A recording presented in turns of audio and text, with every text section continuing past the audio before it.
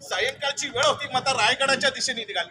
रायगडाच्या दिशेने निघाल्यानंतर मातेच्या मनात विचार आला, काय सुंदर रायगड किल्ला आहे, काय सुंदर राजा आहे, काय सुंदर राजाचे संस्कार आहे, असं मातेला मनोमनी वाटू लागलं. माता पाय वाटीने रायगडावरती गेली. समोर भगवा ध्वज फडकतोय. मातेनं ध्वजाला प्रणाम केलाय आणि मातेच्या लक्षात आलं, माझं लहान बाळ कुकुला बाळ ज्याला मी टाकून आले. माता कासावीस झाली आणि डोळ्यात अश्रू वसलेली माता धावत पळत किल्लेदाराकडे आली. किल्लेदार विनवणी केली, बापरे मला जाऊ दे, मला माझ्या लेकराला दूध पाजायचे, बापरे मला जाऊ दे. मातेच्या डोळ्यात अश्रू. माता विनवणी करते.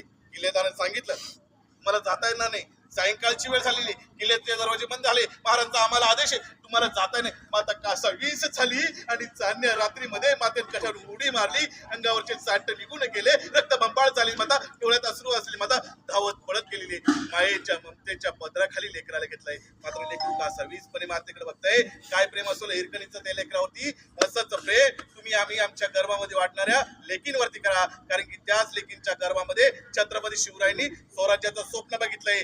वाईट एकाच गोष्टीचं वाटतंय, माझ्या गर्भातच लेक जन्माला आली नाही, तर त्या लेकीच्या गर्भात छत्रपती शिवराय तरी कशी जन्म, याच मला वाईट वाटतंय. धन्यवाद.